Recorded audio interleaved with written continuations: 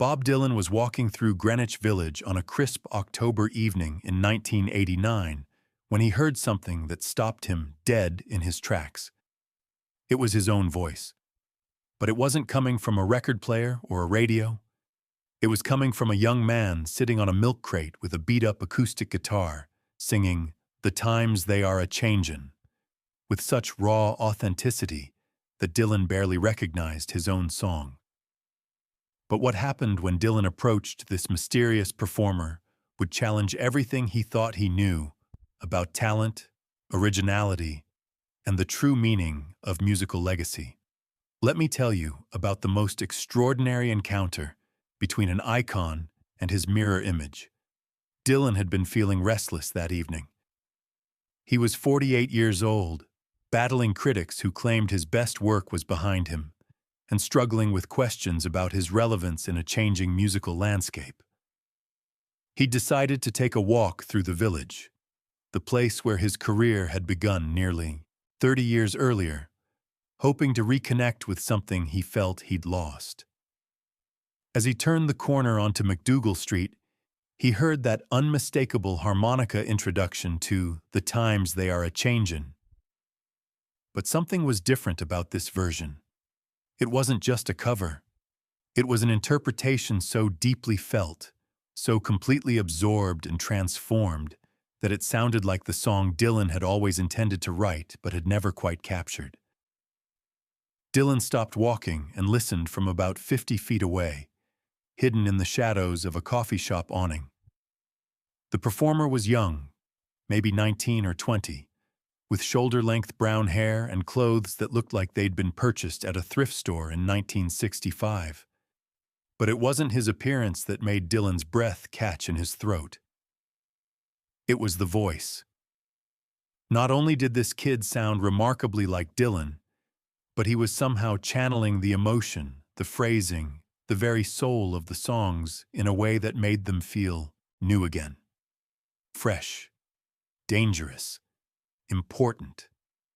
Dylan had heard thousands of cover versions of his songs over the years. Most were respectful but lifeless.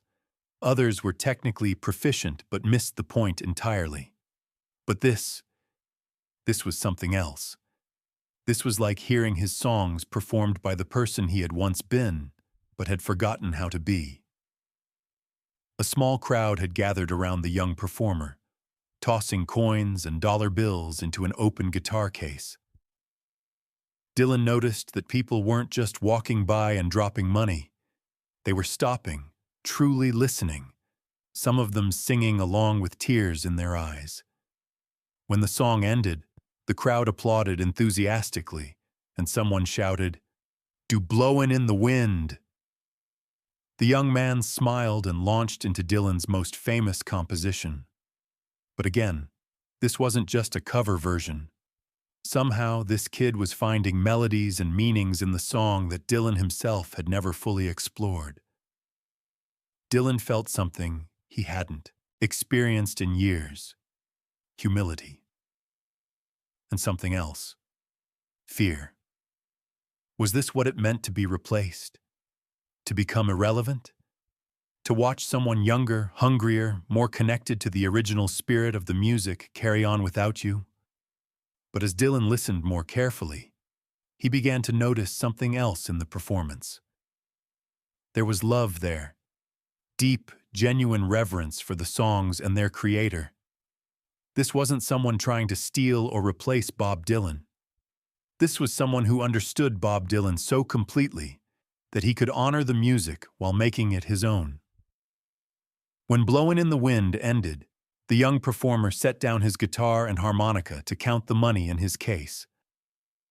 The crowd began to disperse, and Dylan saw his chance. He walked up to the milk crate where the kid was sitting and said simply, "That was beautiful." The young man looked up, and Dylan saw his eyes widen with recognition. For a moment, neither of them said anything. "Oh my God," the performer whispered. You're Bob Dylan." "And you," Dylan said, sitting down on the curb across from the milk crate, "sound exactly like me. but better. The kid's face went through about 6 different emotions in rapid succession: disbelief, joy, terror, and finally, embarrassment. "I'm sorry," he said quickly. "I know it's probably weird hearing someone copy your style like that. I don't mean any disrespect. Your music it changed my life, and I guess when I play it, I try to put myself back in the place where it first hit me." Dylan was quiet for a moment, studying the young man's face. "What's your name?" "Tommy Wilson. I'm from Pittsburgh originally, but I moved here 6 months ago well, I guess to chase the same dream you chased 30 years ago." "And what dream is that?" Tommy gestured around them at the village streets, the coffee shops, the music venues. "To matter. To write songs that help people understand themselves. To be part of something bigger than just entertainment." Dylan nodded slowly. He remembered being 19 and sitting in these same streets with those same dreams, those same desperate hopes. "Tommy, can I ask you something? And I want you to be completely honest with me." "Of course." "Do you write your own songs?" Tommy's face fell. "I try. I mean, I write things, but they don't sound like much. Nothing like your stuff. I can play your songs and make them sound good, but when I try to write my own..." He shrugged helplessly. "They just sound like bad imitations of better songs." Dylan leaned forward. "Play me one of your songs." "Oh no, I couldn't. Not to you. They're terrible." "Tommy, I'm not asking as Bob Dylan the legend. I'm asking as someone who remembers being exactly where you are, feeling exactly what you're feeling. Play me one of your songs." Reluctantly, Tommy picked up his guitar and started playing something Dylan had never heard before.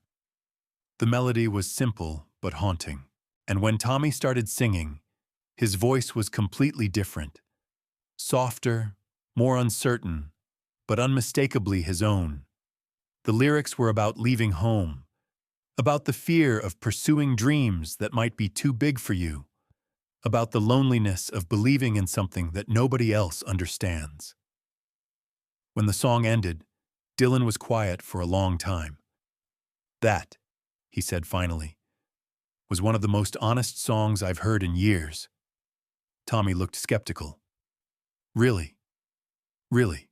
Do you know why?" "No. Because it wasn't trying to be anything other than what it was. You weren't performing it, you were living it." Dylan stood up and started pacing in the small space between Tommy's milk crate and the building behind him. "Tommy, I need to tell you something. And it might sound crazy, but I think you're going to understand." Tommy nodded, hanging on every word. "For the past 10 years, I've been struggling with something that you just helped me figure out. I've been so worried about living up to Bob Dylan's reputation that I've forgotten how to be the person who created that reputation in the first place." Dylan stopped pacing and looked directly at Tommy. "You know how to be that person. Not Bob Dylan. You know how to be Tommy Wilson. And that's infinitely more valuable than being a perfect imitation of someone else. But your songs are so much better than anything I could write. My songs were written by a 20-year-old kid who was scared and lonely and desperate to connect with other people. Your songs are being written by a 20-year-old kid who is scared and lonely and desperate to connect with other people. The only difference is that I had 30 years to figure out how to share those songs with the world." Dylan sat back down on the curb. "Tommy, would you be interested in learning something from someone who's been where you are?" "Learning what?" "How to trust your own voice. How to stop trying to be someone else and start being the best version of yourself. How to take that honesty I heard in your original song and apply it to everything you write." Tommy stared at Dylan in disbelief. "Are you offering to To teach me? I'm offering to spend some time with you, maybe a week or so if you're interested. I want to show you some things about songwriting that I wish someone had shown me when I was your age. What happened next became one of the most remarkable and undocumented mentorships in music history. For 7 days, Bob Dylan and Tommy Wilson met every afternoon in various locations around Greenwich Village.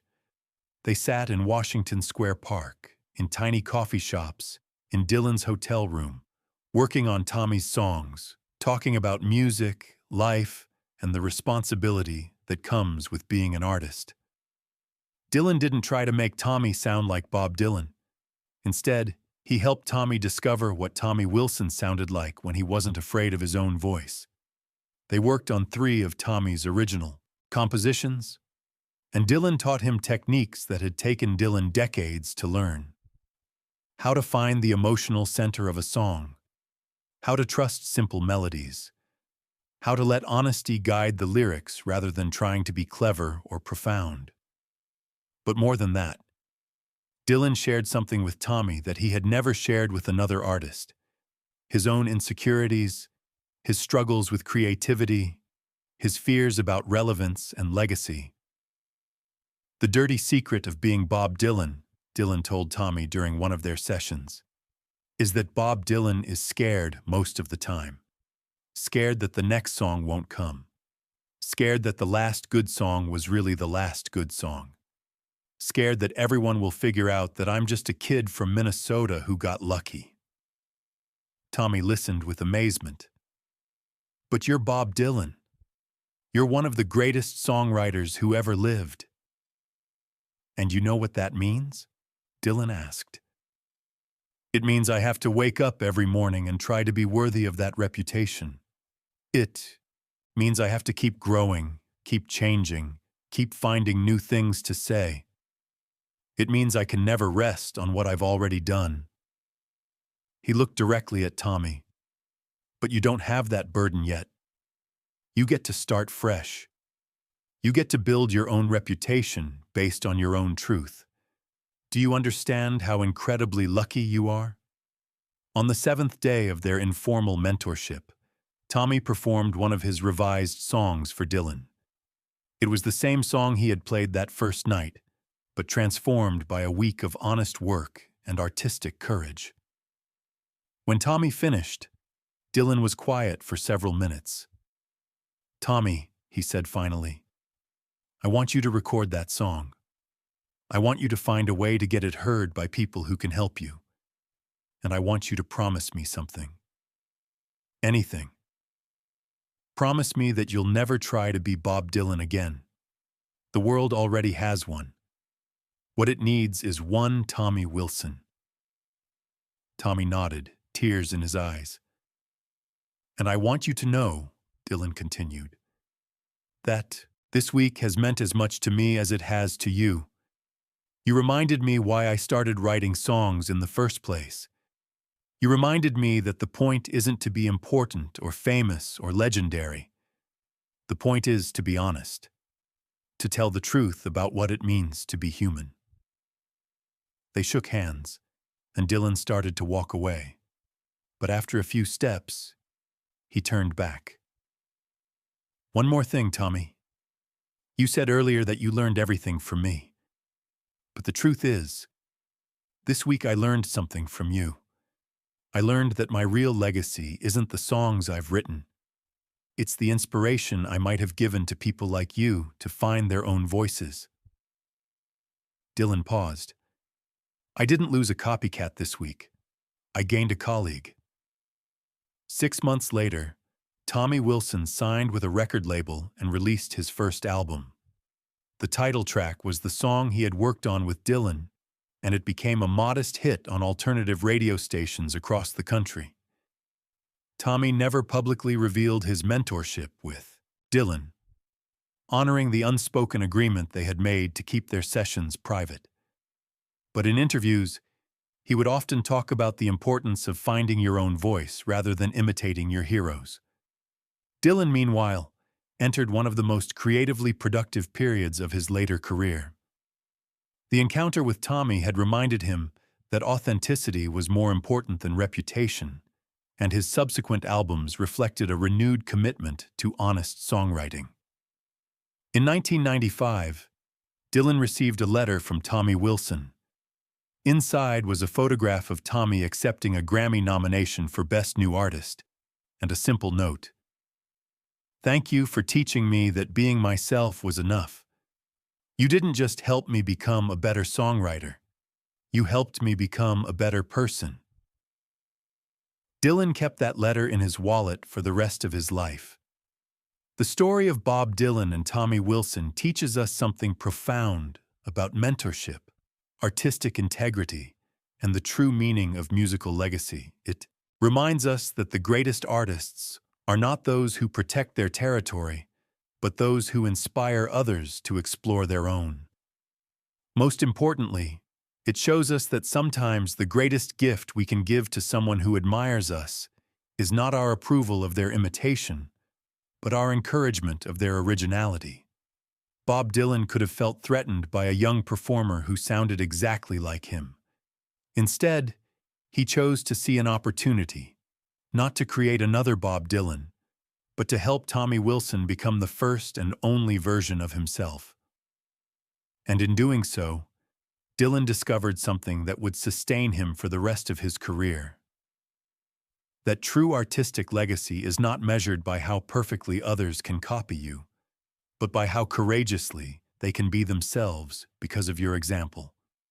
If this story of mentorship, artistic courage, and finding your own voice moved you, subscribe for more incredible true stories about music legends and the young artists whose lives they changed through acts of unexpected kindness and wisdom.